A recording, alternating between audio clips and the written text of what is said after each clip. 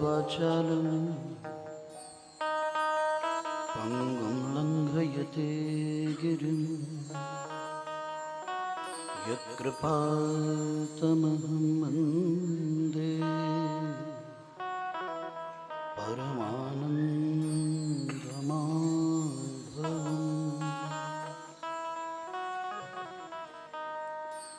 रामाय रामभद्राय रामचन्द्राय वेधसे रघुनाथाय नाथाय सीताया पतये नमः। सच्चिदानन्दरूपाय विश्वोत्पत्त्यादिहेतवे तापत्रयविनाशाय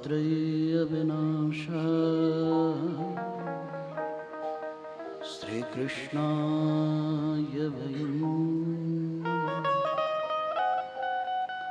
श्रीकृष्णाय वयं नमः। श्रीकृष्णाय वयं गुरुर्ब्रह्मा गुरुर्विष्णुः गुरुर्देवो महेश्वरः गुरुः साक्षात् परब्रह्म तस्मै श्री गुरुवे ॐ।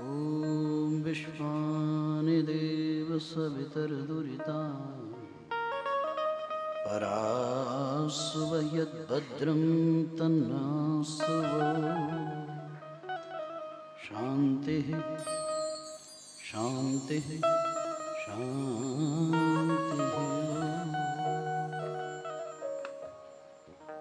श्री लक्ष्मी नारायण भगवान की जय। राजा रामचंद्र भगवान की जय। राधा कृष्ण भगवान की जय। उमापति महादेव की जय। ओम हनुमान जी महाराज की जय। सद्गुरुदेव भगवान की जय। गजानन भगवान की जय। वेदव्यास भगवान की जय। श्री शुकदेव भगवान की जय। भागवत भगवान की जय। ब्रजधाम की जय। ब्रजवासियों की जय। युगल सरकार की जय।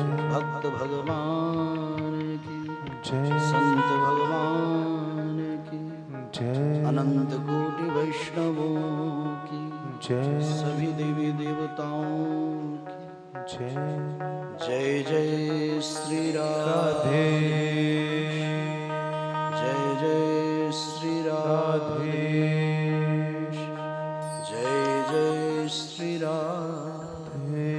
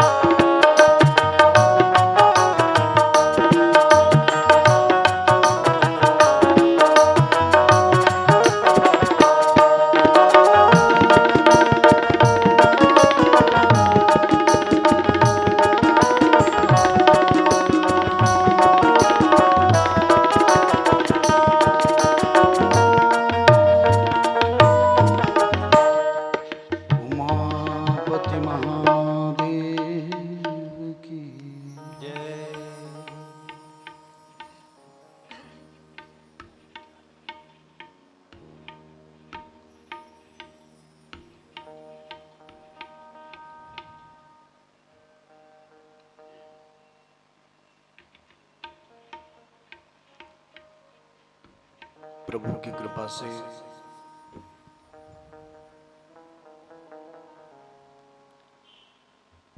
त्रैलोक के पति 14 भुवनों के स्वामी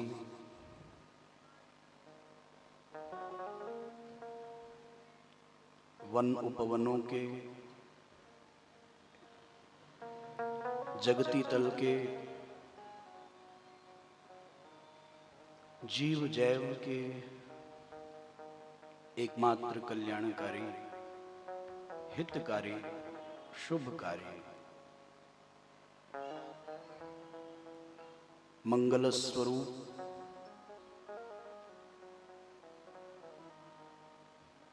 पतित पावन योगेंद्र मुनिंद्र हंस परमहंसों के द्वारा परम सेव्य हैं, जो परम पूजित हैं, जो परम वंदित हैं, जो परम अर्चित हैं,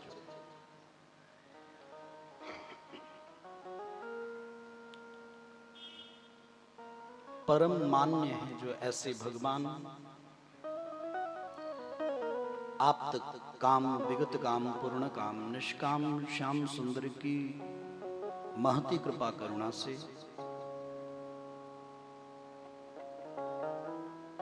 सप्त दिवसीय सत्र के आज हम सब पंचम सोपान में प्रवेश कर रहे हैं। आज हम सबकी यह 5वीं यात्रा मंगलमय हो, अत्यंत आनंददायी हो, अत्यंत सुखकारी हो, हमारे जीवन को धन्य करने वाली हो, हमारे मन को पावन करने वाली हो।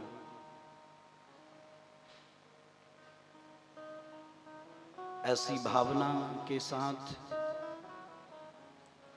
भगवान सद्गुरुदेव के चरणों में वंदन करते हुए देवाधिदेव महादेव के चरण कमलों का ध्यान धरते हुए तीर्थों का मोद मांगल्य अनुभूत करते हुए भगवान वेदव्यास नारद सनकादिक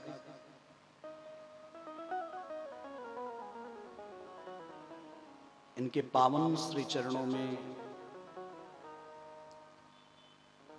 दंडवत प्रणाम करते हुए जो कथा के मूल वक्ता हैं भगवान श्री हरि भगवान श्रीमन नारायण,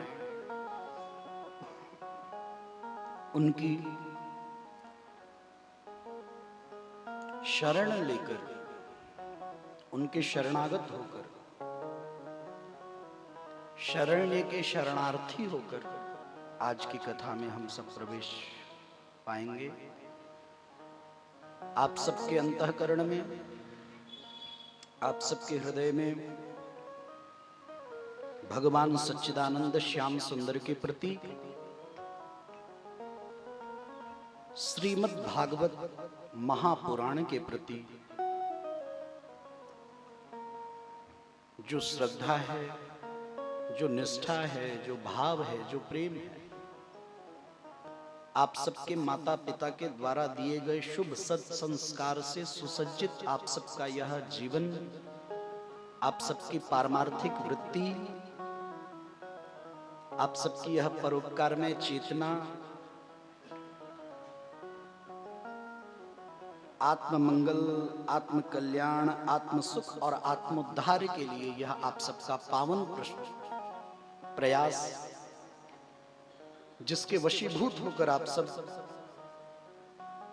यहां बैठते हैं, उस भाव के प्रति, उस प्रेम के प्रति बहुत ही आदर पूर्वक वंदन करते हुए, नमन करते हुए आइए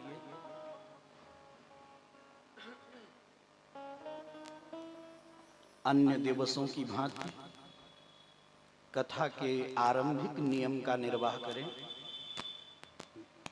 कुछ पल भगवान के नाम का गान करें। कल भगवान आए हैं, उत्सव मनाया है। जब भगवान आए हैं तो फिर एक ही लाइन एक ही पंक्ति सबको बोलनी है, बस एक ही वाक्य, इसी में कल्याण है। इसके इतर कुछ नहीं बोलना, इसके अलावा कुछ नहीं बोलना, इसके अलावा कुछ नहीं सुनना, इसके अलावा कुछ जीना ही नहीं। बस समझिए यही एक बात, हम आपके हैं और आप हमारे हैं। सारी कहानी यहीं से शुरू होती है और यहीं खत्म होती है। जिसने इस वाक्य को अपने हृदय में हृदयस्थ नारायण के प्रति आत्मसात कर लिया, फिर उसे इस संसार में कुछ और करने की आवश्यकता नहीं रह जाती। आइए हम सब लोग मिलकर भाव और प्रेम से एक ही भाव भगवान के चरणों में अर्पित करें।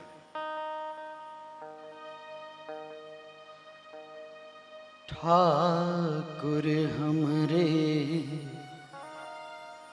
रमण बिहारी, ठाकुर हमरे रमण बिहारी, हम हैं रमण बिहारी के। ठाकुर हमरे रमण बिहारी, हम हैं रमण बिहारी के।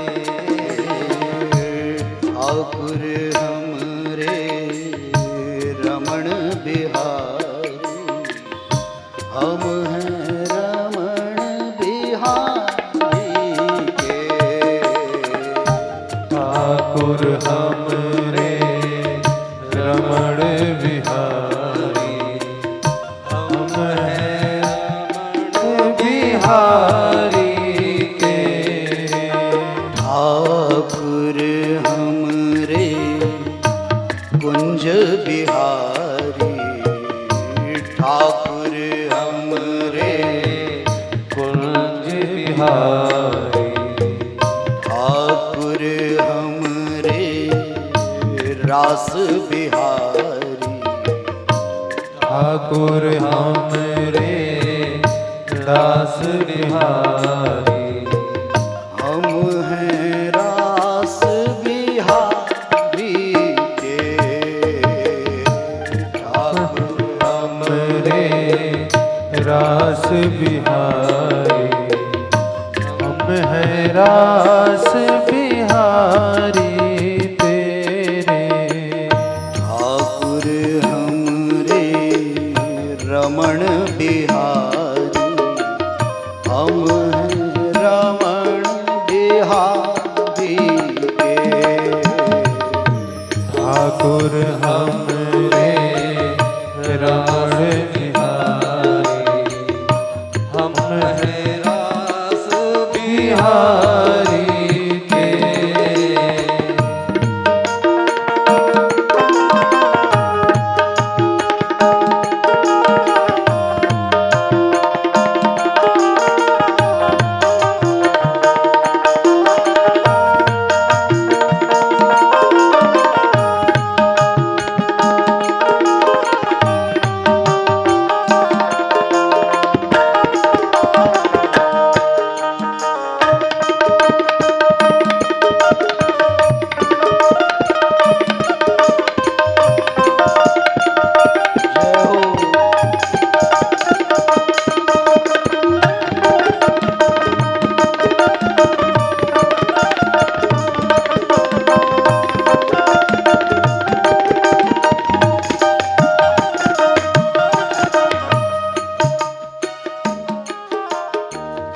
साधु सेवा धर्म हमारा, साधु सेवा धर्म हमारा, साधु सेवा धर्म हमारा, साधु सेवा धर्म हमारा।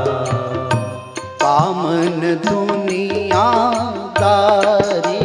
से, कामन दुनियादारी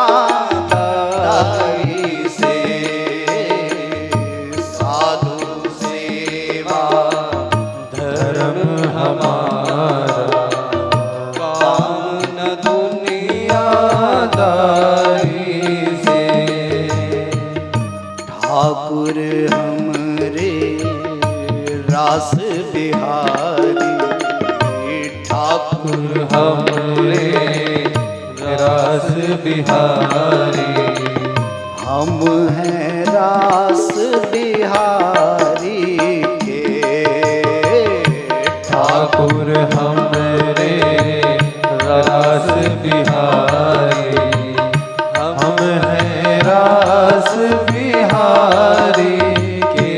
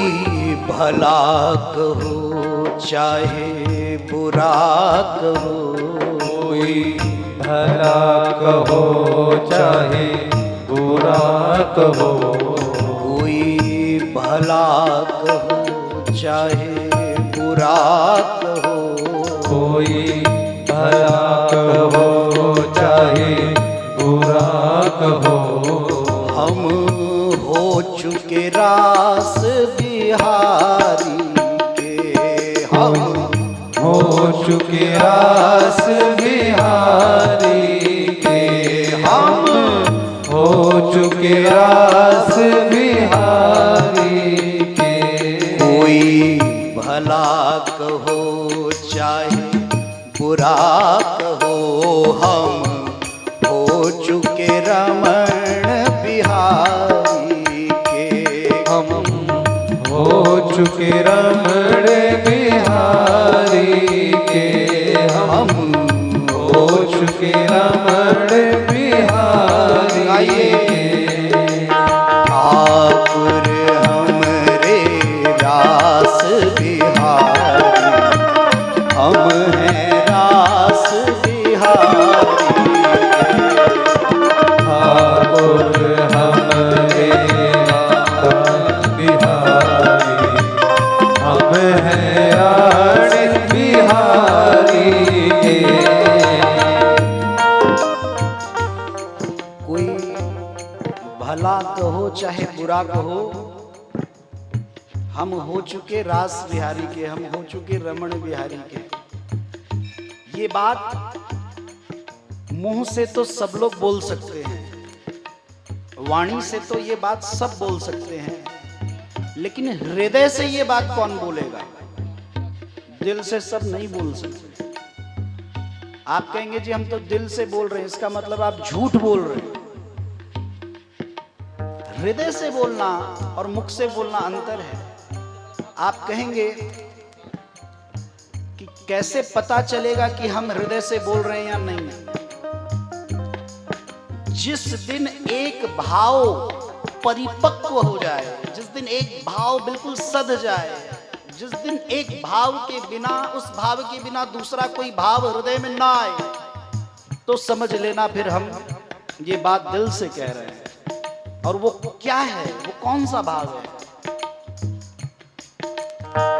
और कोई समझे या ना समझे,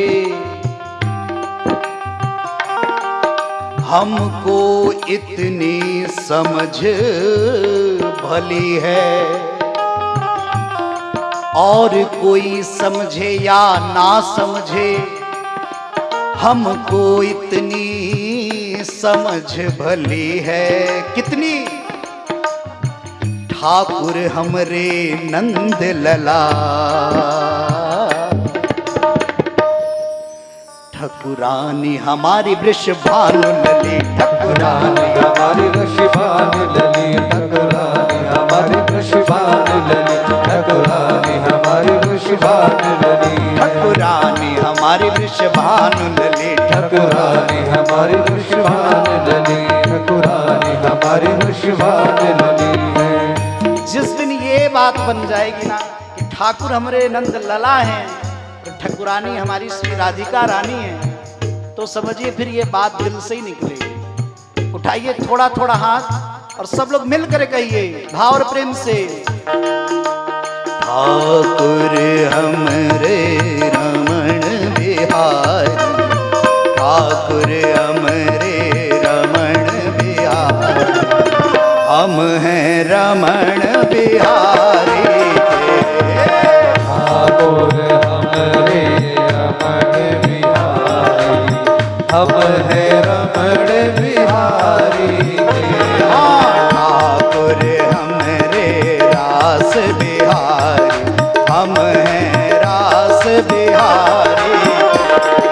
ठाकुर हमरे रास बिहारी, हम हैं रास बिहारी के।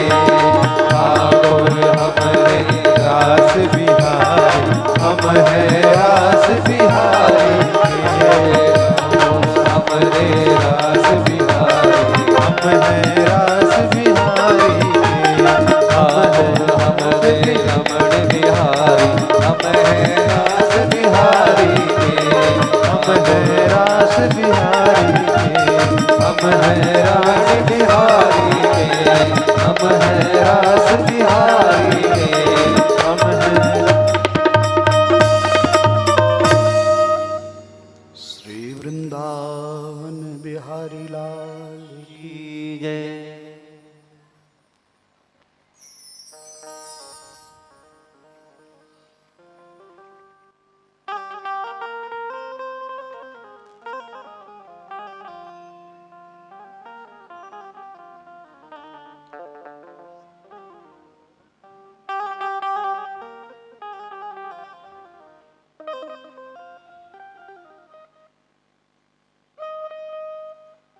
अन्याश्रयी को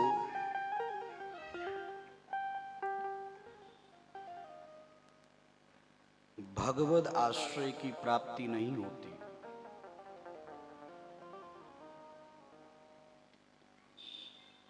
जिसे अन्य का सहारा होता है उसे भगवत आश्रय प्राप्त नहीं होता। भगवान कहते हैं मोर दास और कहाई नर आशा। ये दास तो मेरा कहलाता है, भक्त तो मेरा कहलाता है, लेकिन ये आशा मनुष्यों से करता है, उम्मीद मनुष्यों से करता है।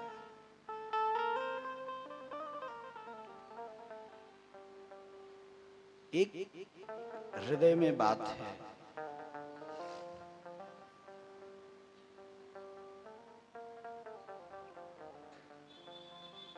किसी ने बड़ी सुंदर सी बात कही है, संतों से सच्चे रहो, सद्गुरुओं से सद्भाव। संतों से सच्चे रहो, सद्गुरुओं से सद्भाव। संसार में ऐसे रहो जैसे निकले दाव। जो व्यवहार आप जगत के साथ करते हैं वो व्यवहार आप जगतपति के साथ नहीं कर सकते, और जो व्यवहार भक्त जगतपति के साथ करता है उसे वह व्यवहार जगत वालों के साथ नहीं करना चाहिए।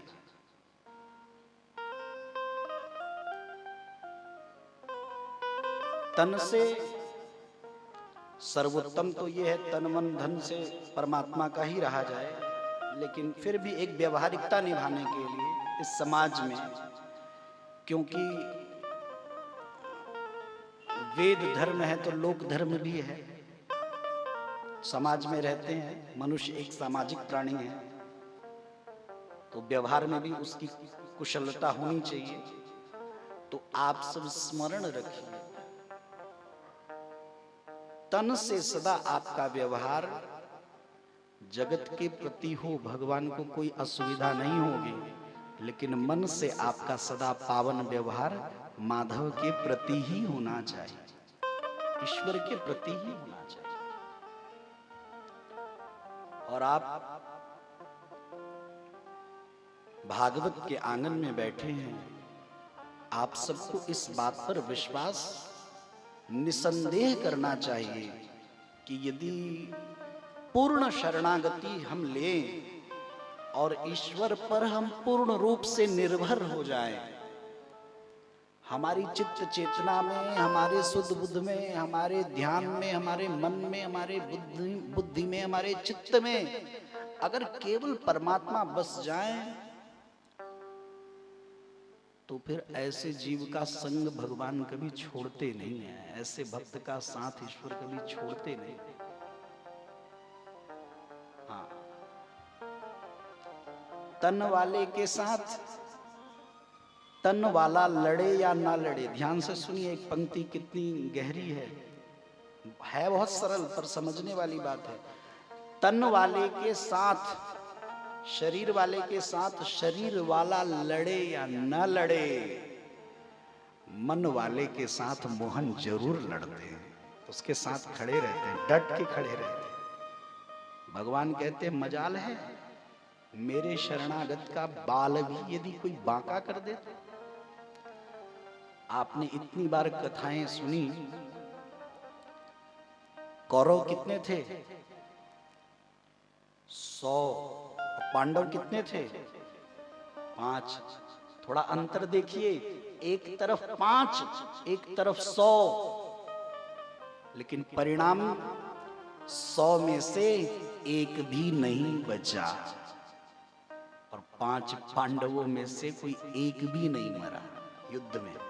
हाँ, आप देखिए कि जिधर 100 हैं भाई, उधर कोई है ही नहीं बचने वाला, सब सिमट गए, और इधर 5 ही हैं।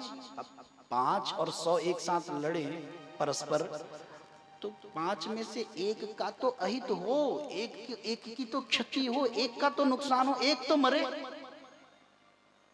लेकिन कमाल है, 5 में से एक नहीं मरा और उधर 100 में से एक नहीं बचा। तो इसका मतलब क्या है? ये जो 5 है ना पांडव, ये मन से माधव के शरण में, मन से। पांडवों की सबसे बड़ी खास बात ये थी कि वो भगवान की बात को कभी टाला नहीं करते थे। भगवान कहते ये रात है तो फिर उसे रात ही मानते थे। इमली को भगवान आम कह दें तो वो इमली नहीं कहते, आम ही कहते थे। एक साधु थे, महात्मा थे, उनकी वृत्ति भगवतमय हो गई थी। ऐसा लगता था वो किसी को देख रहे हैं, पर वो किसी को देखते नहीं थे, वो जिसको देखते थे उसी में परमात्मा को देखते थे। उनकी वृत्ति ईश्वरमय हो गई थी, ब्रह्ममय वृत्ति हो गई थी। तो उनकी धारणा कैसी हो गई थी? वो जितने लोगों को देखते थे वो सोचते थे कि भैया ये सब, मैं एक एक जन को देख रहा हूं तो एक एक जन पर मैं एक एक नाम ले रहा हूं, राम राम राम राम। ये जितने भी सूरतें वाले हैं सब मेरी माला के दाने हैं। उनकी वृत्ति थी ये कि ये जितनी भी सूरतें वाले हैं सब मेरी माला के दाने हैं, निगाहों में फिरते रहते हैं और मेरी इबादत होती रहती है। मैं इन्हें देखता रहता हूं और सबको देखकर सब में भगवान का दर्शन करता हूं, मेरा तो भजन चल ही रहा है। ऐसी वृत्ति थी उन महात्मा की, उन संत की। तो एक बार की बात है, वो मार्ग से जा रहे थे तो एक घर पड़ा और घर के छत पर एक स्त्री अपने केश सुखा रही थी, बाल सुखा रही थी धूप में। तो संयोग था, उस स्त्री ने, महिला ने छत से नीचे देखा और नीचे जो महात्मा थे, जो साधु थे, उन्होंने ऊपर देखा। तो वो ऊपर जब देखे तो वो टकटकी निगाहों से देखते रहे। तो उस स्त्री को ये लगा, उस महिला को ये लगा कि देखो ये महात्मा होकर, ये साधु होकर, और मुझे टकटकी लगाकर देख रहे हैं, मुझे ठीक नहीं देख रहे हैं ये। तो उसने गलत अर्थ ले लिया। और वो महात्मा की वृत्ति तो भगवतमय थी, वो तो जिसे भी देखते ईश्वर के रूप में ही देखते थे। तो वो सोच रहे थे कि ये मेरे परमात्मा का ही स्वरूप है। उस स्त्री ने उसका गलत अर्थ लिया और वो अपने घर में गई और उसने अपने पति से शिकायत करी कि ऐसे ऐसे नीचे कोई है और मुझे वो बुरी नजर से देख रहा है। अब भैया उसके पति ने आव देखा ना ताव, गुस्से में तिल मिलाया और सीधे नीचे गया और वो जो महात्मा थे अपना जूता निकाला और 2 जूते महात्मा के सर में मार दिए। खींच खींच कर 2 जूते मार दिए। बोले, और उसने बोला कि महात्मा होकर तुम ऐसे व्यवहार करते हो, मेरी पत्नी को ऐसे बुरी नजर से देखते हो। आपको बताएं, उस व्यक्ति ने महात्मा को 2 जूते मार दिए, पर जिस दृष्टि से महात्मा उस महिला को देख रहे थे, उसी दृष्टि से महात्मा उस व्यक्ति को भी देख रहे थे। उनकी दृष्टि में अंतर नहीं आया। वो जूते मार गया, लेकिन वो भी उसे ही देख रहे थे। वैसे ही ये भी मेरे माला का एक दाना है ना, जैसे वो सब माला के दाने, वैसे ये भी माला का दाना है। उस संत की दृष्टि नहीं बदली, क्योंकि उनका भाव तो कुभाव था नहीं, सद्भाव में ही थे। तो सद्भाव को क्या बदलना। 2 जूते मारकर जब उसका पति ऊपर जाने लगा तो अभी 4-5 सीढ़ी ही पहुंचा था कि इतने में उसका पैर फिसला, वो स्लिप हुआ, नीचे गिरा और संयोग से गिरते ही मर गया। गिरते ही मर गया।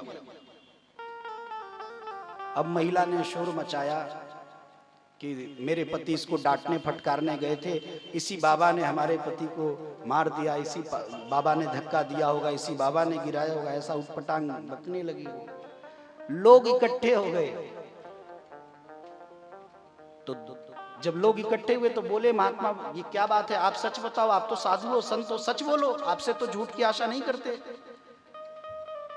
तो संत ने हाथ जोड़कर कहा, मैं जो भी बोलूंगा सत्य बोलूंगा, सत्य के सिवा कुछ नहीं बोलूंगा, सच बोलूंगा, मेरी बात पर भरोसा करना। तो बाबा ने उस महिला से कहा, तेरा जो मालिक आया मेरे सर में जूते लगा गया। तेरा जो मालिक आया मेरे सर में जूते लगा गया। तो मेरे मालिक को भी गुस्सा आया, वो झगड़ा मुका गया, वो झगड़ा मुका गया। संत ने कहा कि तेरी तरफ से तेरा मालिक आया तो 2 जूते मार गया मुझ में, तो मेरी तरफ से भी तो कोई मेरा मालिक है ना, उसने किस्सा ही खत्म कर दिया, झगड़ा ही खत्म कर दिया, मेरी तरफ से उसी ने जवाब दे दिया।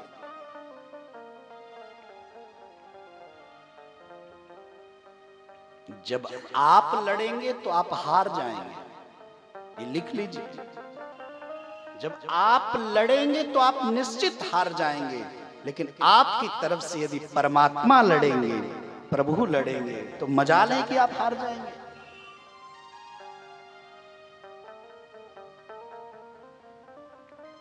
दुर्योधन ने जब युद्ध क्रीड़ा हुई तो दुर्योधन ने कहा कि मेरी तरफ से जो पाशे फेंके जाएंगे वो मेरे मामा फेंकेंगे। पांडव हारे क्यों जानते हैं? सिर्फ इसीलिए कि पांडवों में से किसी ने नहीं कहा कि हमारी तरफ से जो पाशे फेंके जाएंगे वो हमारे कृष्ण फेंकेंगे, हमारे प्रभु फेंकेंगे। यदि प्रभु फेंकते तो हारते। भगवान की विस्मृति में ही हारे, भगवान को आप भूलेंगे तो हारे। आप देखिए, स्मरण रखें, शरण में रहें, तो प्रश्न ही नहीं खड़ा होता। तिल भर सूंड रही जल ऊपर। आप कल्पना करिए, एक सरोवर में जब ग्राह ने हाथी का पैर पकड़कर खींचा मगरमच्छ ने, तो गज देख रहा था पूरे अपने रिश्ते नातों की तरफ, कोई आए और बचाए। फिर जब कोई नहीं आया तो गज ने अपना ही बल लगाया। जब लग गज अपनो बल बरत्यो, नैक सरो नहीं काम।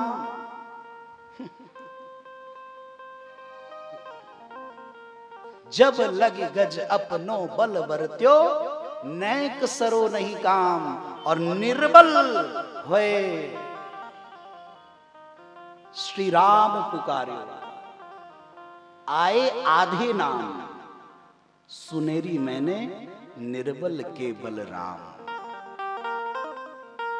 तिल भर सूंड रही जल ऊपर, तब हरि नाम उच्चाराय। जब उसकी सूंड तिल भर ऊपर थी तो उसने सोचा अब तो सब जगह से हार गया, अब तो केवल एक ही आश्रय है। भगवान को पुकारा। अब भगवान क्या किए? हम सब कहते हैं भगवान के घर देर है मगर अंधेर नहीं है। अब से ये कहना बंद कर दीजिए, अब ये ना कहा करिए। अब ये कहना छोड़ दीजिए कि भगवान के घर देर है मगर अंधेर नहीं। अगर आपसे कोई पूछे कि भगवान के घर देर है तो क्यों है, तो आप क्या जवाब देंगे?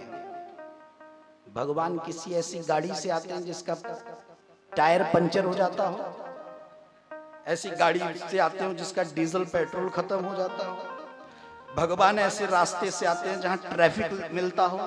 भाई आप कोई तो रीजन देंगे ना, देर क्यों है भगवान के घर? आपके पास एक भी ऐसा रीजन नहीं होगा, एक भी ऐसा कारण नहीं होगा जिससे आप कह सके कि भगवान के घर इसलिए देर हो जाती है। नहीं, सर्व समर्थ जो परमात्मा है उनके यहां देर कैसे हो सकती है? गज की टेर सुनी रघुनंदन, गरुण छोड़ पग धारायण। गरुण की जो गति है वो मन की तरह है। मन की गति से गरुड़ देव उड़ते हैं एक पल में यहां से वहां। लेकिन जब भगवान को ये लगता है कि गरुड़ महाराज भी हमें वहां समय से नहीं पहुंचाएंगे, तो गरुड़ को भी छोड़कर भगवान नंगे पैर दौड़ पड़ते हैं। और आप कहेंगे कि भगवान के घर देर है? देर भी अपने में है और अंधेर भी अपने में है। हम भगवान को पुकारते ही लेट हैं। हम पहले दुनिया वालों को पुकारते हैं, जब दुनिया वालों से बात नहीं बनती तब बाद में भगवान की याद आती है। द्रौपदी जी ने ऐसा नहीं किया। भरी सभा में जब दुशासन साटिका खींच रहा था तो द्रौपदी ने भी तो पहले सबको पुकारा, पितामह भीष्म, द्रोणाचार्य, कृपाचार्य, फिर एक नहीं 5-5 पति, फिर दांतों से भी साड़ी दबाई। जब कहीं बात नहीं बनी तब सबसे अंतिम में प्रभु को पुकारा। भगवान आकर द्रौपदी की लाज बचाए तो द्रौपदी ने कहा कि प्रभु अगर आप ना आए होते तो मेरी लाज चली गई होती आज तो। भगवान बोले द्रौपदी रुको रुको रुको, ये गलत बोल रही हो, इस वाक्य को बदलो। ये मत कहो कि अगर मैं आज न आया होता तो तुम्हारी लाज जा चुकी होती, बल्कि ये कहो कि यदि आज तुमने मुझे न बुलाया होता तो तुम्हारी लाज जा चुकी होती। अच्छा, द्रौपदी जी भी तो भाई, फिर उन्होंने एक बात कही, अच्छा ठीक है प्रभु ये तो मान गई, लेकिन मैंने आपको जब पुकारा आप तुरंत प्रकट नहीं हुए, आप तुरंत नहीं आए, आपने आने में थोड़ा टाइम लगाया। मैंने झट पुकारा, आप पट नहीं आए। तो भगवान बोले इसमें भी वजह मैं नहीं तुम ही हो। तो भगवान से द्रौपदी जी ने पूछा मैं वजह कैसे हूं? तो भगवान ने बोला तुमने क्या कहकर पुकारा था? हे कृष्ण द्वारिका वासिन क्वासी केशव नंदन, कौरवहि परिभूता माम किम न जानासि केशव। हे कृष्ण द्वारिका वासिन, हे द्वारिका में रहने वाले कृष्ण, क्या आपको नहीं पता मेरी क्या दशा हो रही है? आइए मेरी रक्षा करिए। तो भगवान बोले, तुमने मुझे कहां से पुकारा था? द्वारिका से। मैं था तो तुम्हारे पास ही, पर तुमने मुझे पुकारा द्वारिका से, इसलिए पहले मैं द्वारिका गया, फिर द्वारिका से यहां आया। तो मुझे थोड़ा टाइम लग गया, थोड़ा मुझे समय लग गया उसमें। भगवान ने कहा, द्रौपदी, अरे तुमने भी इर्द गिर्द आसपास किसी वस्तु से, किसी पदार्थ से, किसी कहीं से भी पुकार लिया होता। तुम अपनी साड़ी से ही बुला लेती, मैं साड़ी से ही प्रकट हो जाता। तुम खंबे से पुकारती तो मैं खंबे से प्रकट हो जाता। प्रहलाद के पुकारने पर मैं खंबे से नहीं प्रकट हुआ। तुम धूल मिट्टी कहीं कुछ कहीं से भी यहीं इर्द गिर्द कहीं से पुकार लेती तो मैं वहीं से प्रकट हो जाता। अब तुमने पुकारा द्वारिका से तो मुझे वहां से आना पड़ा। क्यों? क्योंकि मेरा नियम है, जो भक्त मुझे जहां से पुकारता है मैं वहीं से चला आता हूं।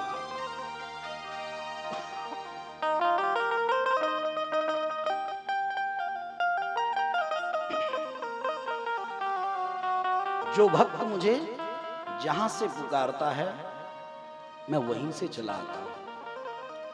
आप कल्पना करिए, क्या इतने पर भी हम ये कह सकते हैं कि भगवान के घर देर है मगर अंधेर नहीं है? हाँ? कम से कम इस कथा को सुनने के बाद तो हम ये ना कहें कि भगवान के घर देर है। भैया, देर और अंधेर अपने खुद के हृदय में है। अगर हम सही हो गए ना तो भगवान नंगे पैर दौड़ाएंगे पर लेट नहीं करेंगे। चक्र सुदर्शन ग्राह सिर काट्यो,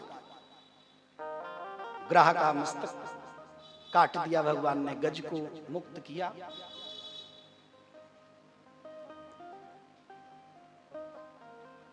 देखने में ऐसा लग रहा है जैसे भगवान ने गज को मुक्त किया और ग्राह को मार दिया, लेकिन वास्तविकता ये है कि भगवान की क्रिया में तो भेद है।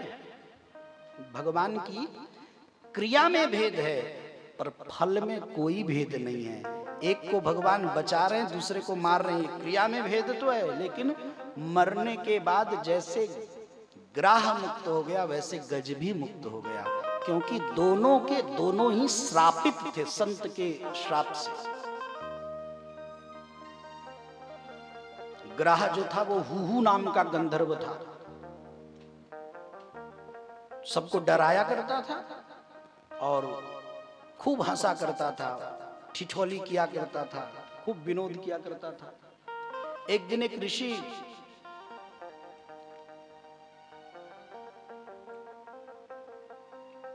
जल में खड़े होकर प्रार्थना कर रहे थे, प्रणाम कर रहे थे प्रभु को, भुवन भास्कर को, और ये हू नाम का गंधर्व जल के अंदर घुस गया और उनका पैर पकड़ लिया।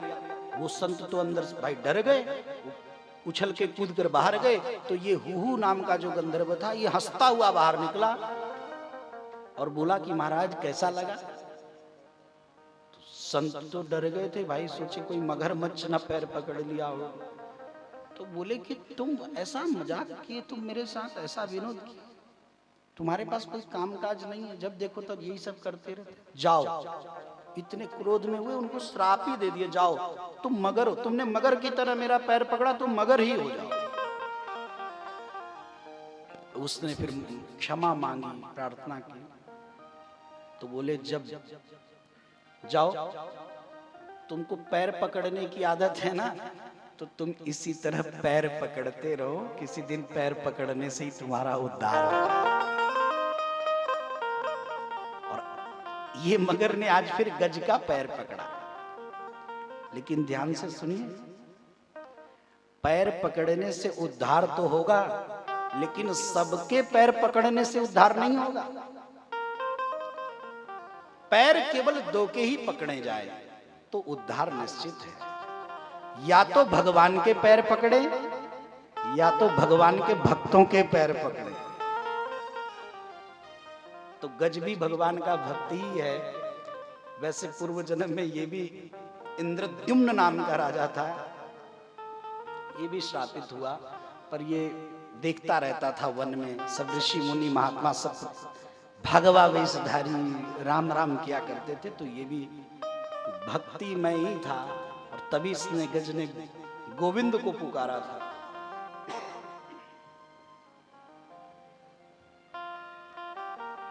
बोलिए भक्त वत्सल भगवान की जय।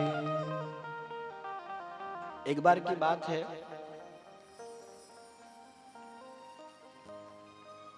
देवराजेंद्र कहीं जा रहे थे, ऐरावत पर बैठकर हाथी पर दुर्वासा ऋषि कहीं से आ रहे थे।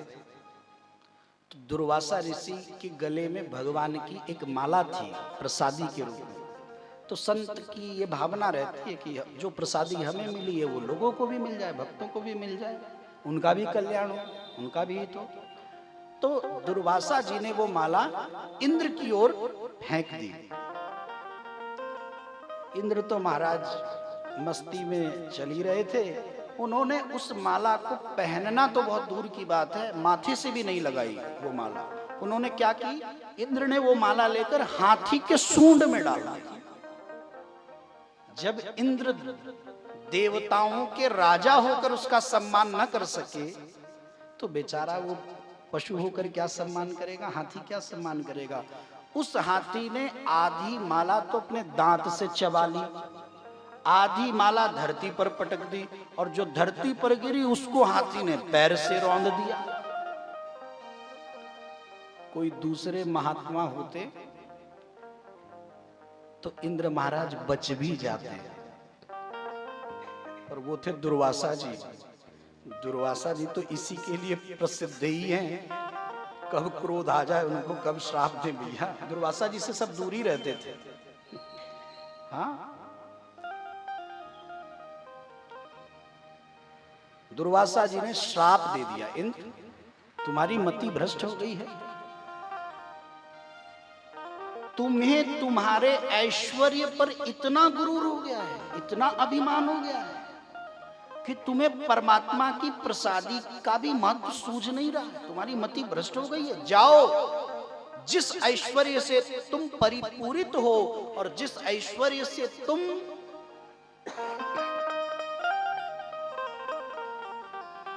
दिग्दिगंत तक तुम्हारी ख्याति है, जाओ, मेरा श्राप है, तुम श्रीहीन हो जाओ। श्रीहीन, श्रीहीन होना आप जानते हैं क्या है? श्रीहीन होने का मतलब, श्रीहीन होने का मतलब है सर्वस्वहीन हो जाना। श्री मतलब राधा जी, और श्रीहीन होना मतलब राधा जी की कृपा से हीन हो जाना। राधा के बिना श्याम आधा, ऐसे कहते कि राधा रानी के बिना तो प्रभु भी आधे अधूरे हैं, और जब राधा रानी ना होंगे तो फिर प्रभु क्या करेंगे? भगवान भी प्रतीक्षा करते हैं, जो मेरा प्रिय होगा तो वो तो मेरा प्रिय होगा, लेकिन जो श्री राधा रानी का प्रिय होगा वो मेरे लिए परम प्रिय होगा, सर्वोत्तम हो। दुर्वासा जी ने कहा जाओ तुम श्रीहीन हो जाओ, चमक रहे हो ना, जाओ, अब तुम्हारी तेज, तुम्हारा तेज नष्ट हो जाए, तुम्हारी कांति चली जाए, तुम श्रीहीन हो जाओ, सर्वस्वहीन हो जाओ, जाओ। दैत्यों को पता चल गया कि इंद्र महाराज श्रीहीन होने का श्राप उनको मिल गया है। जिसे साधु का श्राप मिल जाए, जिसे श्री का श्राप, श्रीहीन होने का श्राप मिल जाए, भैया वो कहां जीत सकता है? श्री मतलब विजय, कहां जीतेगा?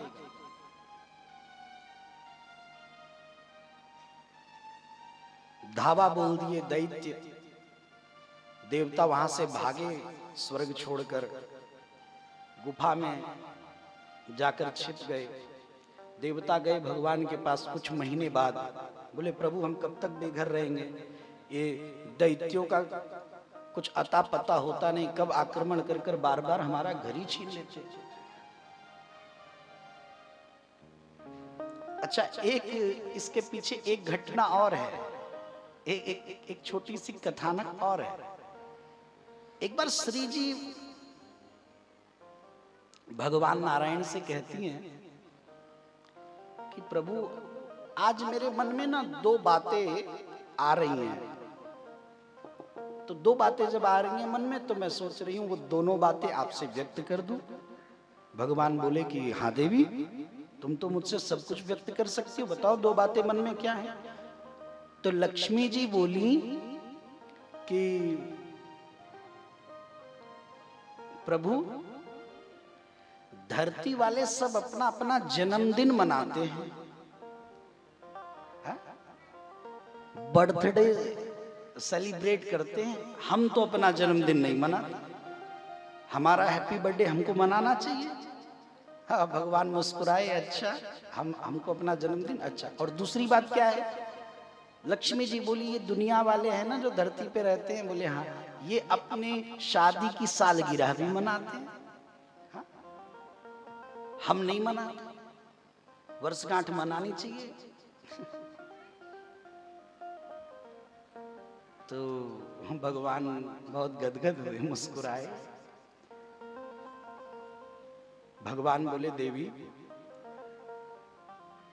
वो मनाते हैं, उन्हें मनाने दो, हम नहीं मनाएंगे।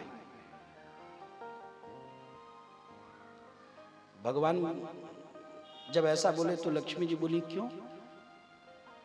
बोले देखो भाई, जन्मदिन वो इसलिए अपना मनाते हैं दुनिया वाले क्योंकि वो जन्मते भी हैं और मरते भी हैं।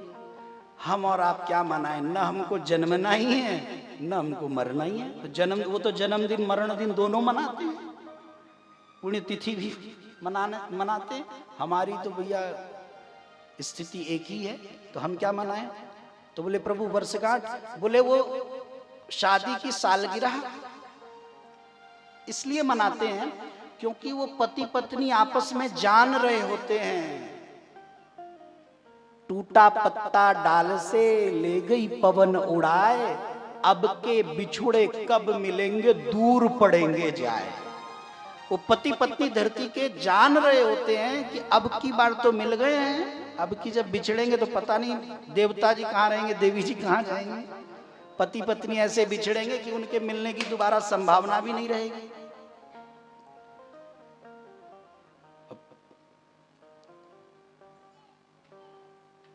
कुछ समय पहले तक तो 7 जन्मों तक के निर्वाह की बात होती थी, अब तो इसी जन्म में टेढ़ी खीर हो गई है, जैसे तैसे कटकटा रही है। तो भगवान नारायण कहते हैं कि उनकी तो जैसे तैसे कट रही है और मरने के बाद बिछड़ेंगे, बिछड़ने के बाद मिलेंगे भी नहीं। हम और तुम तो नित्य दंपति हैं, न तुम्हें मुझसे बिछड़ना है और न मुझे तुमसे बिछड़ना है। लक्ष्मी जी कहीं आपने तो हमारी दोनों बात काट दी, दोनों बात टाल दी, कुछ तो करिए। भगवान बोले नहीं। भगवान बोले देखो, हम जन्मदिन मनाएं या ना मनाएं, पर हमारे भक्त तो हमारा जन्मोत्सव मनाते ही हैं। हम अपने शादी की सालगिरह मनाएं या ना मनाएं, हमारे जो भक्त हैं वो तो हमारी वर्षगांठ मनाते ही हैं। तो जब हमारे भक्त मनाते तो हमको मनाने की क्या जरूरत? लक्ष्मी जी रूठ गई और जब वही स्वभाव क्या कहें, रूठने के बाद देवी जी के पास एक ही रास्ता बचता है, ये काम करो नहीं तो मैं तो चली मायके, ऐसा करो नहीं तो मैं तो चली, करना अपना चौका बेलन संभालते रहना। लक्ष्मी जी भी बोली नारायण को यही बात, प्रभु मान लीजिए नहीं तो मैं चली जाऊंगी। भगवान बोले कहाँ छोड़कर जाओगी? लक्ष्मी जी ने कहा अपने मायके चली जाऊंगी, यही अपना बैकुंठ में शेष जी को लेके पोइएगा। भगवान को लगा देवी जी मजाक कर रही हैं, विनोद कर रही हैं। अरे कोई कहे चली जाऊंगी तो सच में थोड़ी चली जाएंगी। भगवान को लगा ऐसे विनोद कर रही होंगी, और लक्ष्मी मैया तो सही में चली। लक्ष्मी जी का मायका क्या है? समुद्र, सागर से निकली है ना लक्ष्मी। तो लक्ष्मी जी चली गई सागर में अपने पिता के घर। भगवान नारायण कुछ समय तो बिताए, फिर भगवान नारायण का मन नहीं लग रहा था, बेचैनी हो रही थी। देवी जी रहती हैं तो चरण चापी करती रहती हैं, कुछ पूछती रहती हैं, प्रभु अब वो वाली भावना तो मिल नहीं रही, वो सेवा तो मिल नहीं रही है।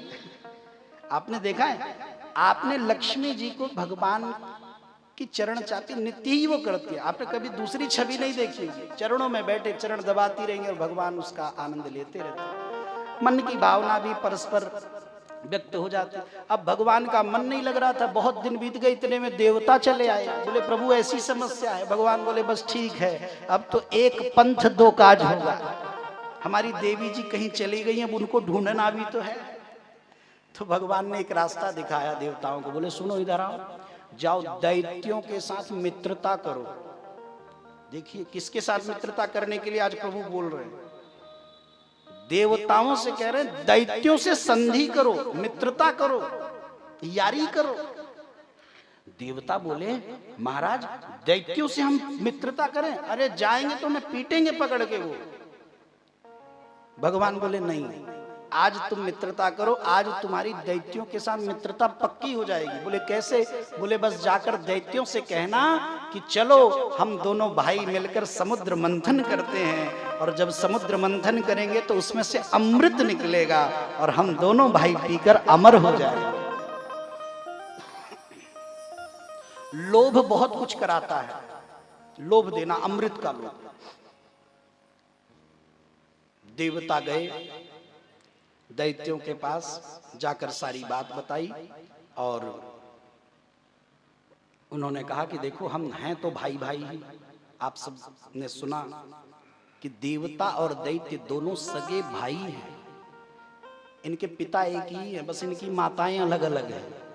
तो बोले देवता देखो तुम हमें मारते हो, हम में से कोई मर जाता है, हम तुम्हें मारते हैं, तुम में से कोई मर जाता है, तो हानि तो कुल मिला के भाइयों की ही होती है।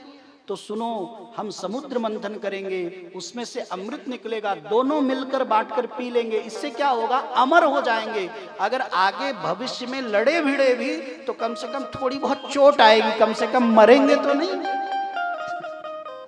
अमर हो जाएंगे। दैत्यों ने सोचा ये इंद्र आकर हमको ऐसी पट्टी पढ़ा रहे हैं, लगता है कुछ दाल में काला है। पहले बोले ये बात बताओ तुम्हें बताई किसने? तब देवराजेंद्र ने कहा ये बात हमें भगवान नारायण ने कही है। दैत्यों ने जब सुना कि ये बात नारायण के द्वारा कही गई है, तब दैत्य भी समझ गए कि नारायण सब कुछ कर सकते हैं पर झूठ नहीं बोल सकते, वो भी देवताओं से। दोनों तैयार हुए। कथा तो बहुत दिव्य है, आज हमारी यात्रा भी बड़ी दिव्य है। कोई बात नहीं, कुछ इधर छुएंगे कुछ उधर छुएंगे, थोड़ी देर किसी कथा के घाट पर बैठेंगे, थोड़ी देर किसी कथा के घाट पर बैठेंगे, है तो कुल मिलाकर भगवान का सत्र ही। समुद्र मंथन के लिए तैयारी हो गई, वासुकी नाग को लोभ दिया गया, मंदराचल को भगवान ने लाकर स्थापित किया। समुद्र मंथन जब प्रारंभ हुआ तो बात हुई थी सबसे पहले कि भैया समुद्र मंथन करेंगे तो अमृत निकलेगा, और सबसे पहले विष निकला। सब देवता और दैत्य उससे पीड़ित होने लगे, जलने लगे। तो जाकर भगवान शिव से प्रार्थना की गई। देवताओं के लिए तो मना कर दिया भगवान ने, नहीं तुम जाओ, तुम तो स्वार्थी हो। हा?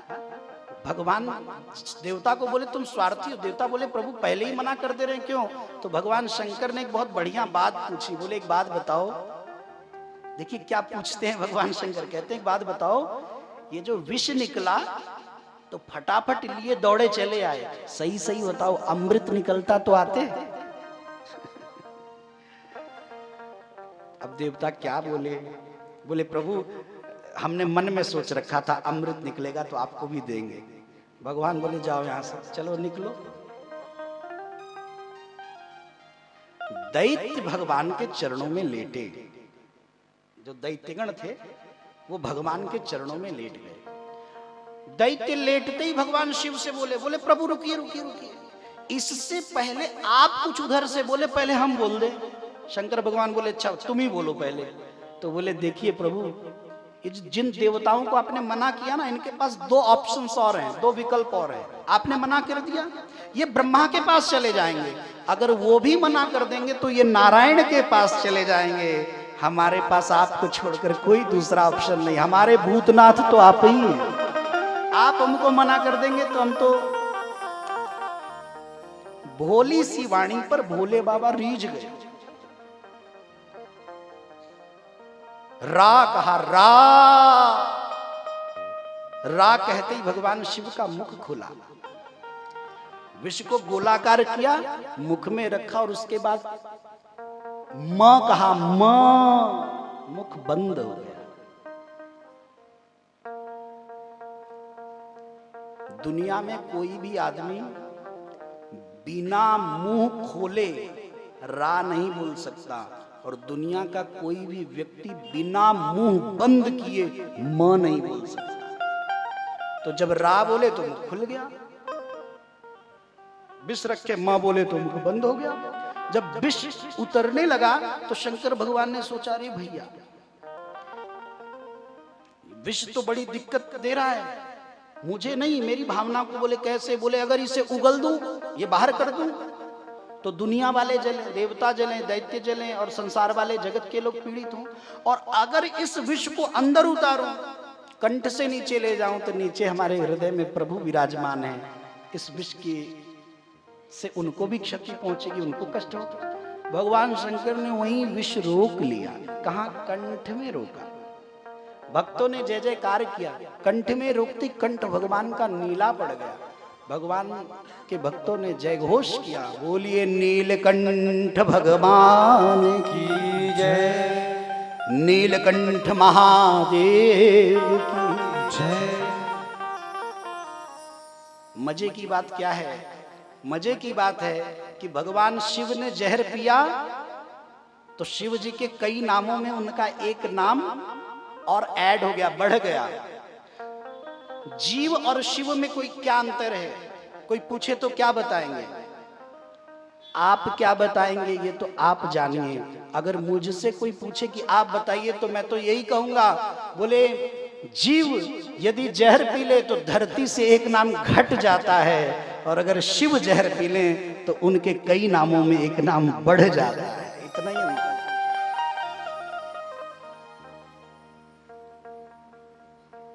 अलग अलग रत्न निकले हैं, सारे रत्न जिसके योग्य थे वहां गए। कल्पवृक्ष स्वर्ग में चला गया, कामधेनु संतों को दे दी गई, मदिरा निकली तो वो दैत्यों ने ले ली, उच्च ही श्रवा नाम का घोड़ा निकला, वो दैत्यों ने ले लिया, हाथी इंद्र ने ले लिया, कौस्तुभ मणि निकली भगवान नारायण को दे दी गई, और बहुत सारे दिव्य रत्न निकले। और भैया फिर लक्ष्मी मैया भी निकली, और लक्ष्मी मैया ने, वैसे तो सब उनकी अपेक्षा कर रहे थे, पर उन्होंने भगवान नारायण के गले में मालार्पण कर, जो नारायण अकेले थे, और नारायण भगवान चाहते यही थे हमारी लक्ष्मी आ गई है, तो लक्ष्मी जी ने माला डालकर अब उन नारायण को लक्ष्मी नारायण कर दिया है।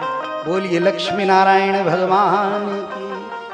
अंत में धनवंतरी प्रभु अमृत लेकर प्रगटे, दैत्य लेकर भाग गए, लेकिन पी नहीं पाए, क्योंकि सबके मुख पर एक ही बात थी, अहम पूर्वम नत्वमिति नत्वमिति। पहले मैं पीऊंगा, तुम नहीं। कोई पी ही नहीं पाया। फिर भगवान ने मोहिनी रूप लेकर देवताओं को अमृत पिलाया। सूर्य चंद्रमा के बीच राहु आकर बैठ गया था। जब सूर्य चंद्र चिल्लाए कि प्रभु ये राहु है, तो भगवान नारायण ने अपने सुदर्शन चक्र से राहु का गला काट दिया, लेकिन तब तक अमृत नीचे उतर चुका था। तो वो जो दो हिस्से थे वो एक राहु बन गया, और जो शरीर नीचे का था धड़ वो केतु बन गया, मुंड राहु बन गया। और वही राहु और केतु सूर्य और चंद्रमा को ग्रसते हैं, ग्रहण लगता है उन्हें। वो कहते हैं तुमने हमारा अहित किया, हमको अलग किया, अब हम तुम्हें नहीं छोड़ेंगे। तो समय समय पर उन्हें थोड़ा दुख देते हैं, और इस तरह से फिर आनंद हुआ है। देवासुर संग्राम, देवता विजयी हुए। आगे की कथा सब आप लोगों ने सुनी ही है। ऐसा कहते हैं साधु संत मुनि महात्मा सदगुरु कि जिस यज्ञ में, जिस अनुष्ठान में भगवान शिव का नाम नहीं होता, वो यज्ञ, वो अनुष्ठान, वो सत्कर्म कभी फलीभूत नहीं होता, कभी सफल नहीं होता। इसलिए सांब सदा शिव भगवान सदा हम पर कृपा बनाए रखें। आइए मिलकर हम अपने भी इस धर्म अनुष्ठान में, सत्कर्म में, इस भागवत के दिव्य महोत्सव में, दिव्य आनंद में भगवान शिव का नाम संकीर्तन करें और भगवान शिव को प्रणाम कर फिर हम अपनी यात्रा वहीं ले जाएंगे जहां से कल कथा का विश्राम हुआ था। आज भगवान की कुछ लीलाओं को सुनेंगे। आज भी भगवान की लीलाओं का हम रसास्वादन करेंगे और कल के सत्र में भी लगभग आधे समय तक हम भगवान की बाल लीलाओं का ही आनंद लेंगे। उसके बाद तो कल भगवान की भैया ब्रज से विदाई होगी। और लेकिन अच्छी बात यह है कि कल भगवान का विवाह है, तो उसका भी हम सब आनंद लेंगे। आइए मिलकर भाव और प्रेम के साथ। शिव शिव शंभो शंकरा,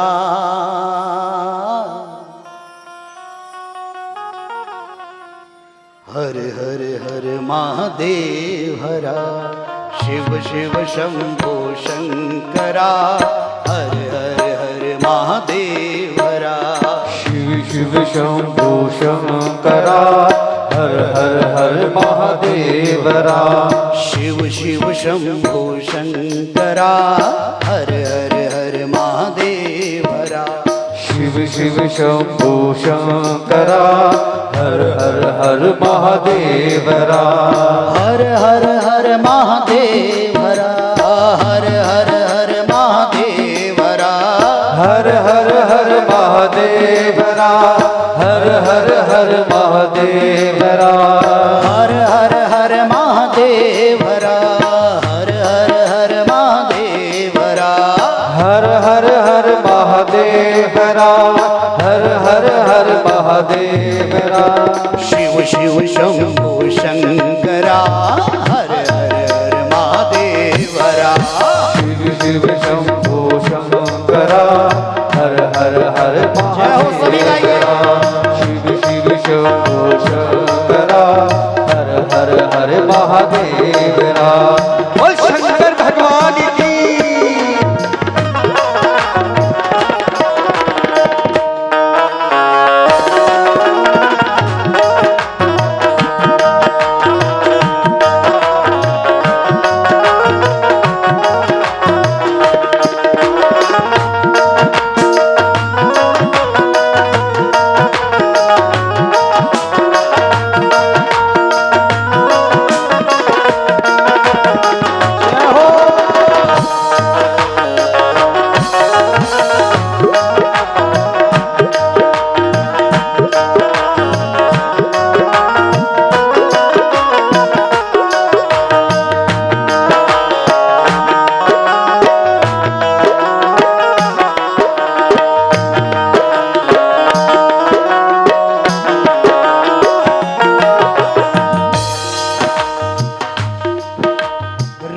रामेश्वरा महेश्वरा, रामेश्वरा महेश्वरा, रामेश्वरा महेश्वरा, रामेश्वरा महेश्वरा। नमः शिवाय, नमः शिवाय, नमः शिवाय, नमः शिवाय। नमः शिवाय, नमः शिवाय, नमः शिवाय, नमः शिवाय। शिव शिव शंभो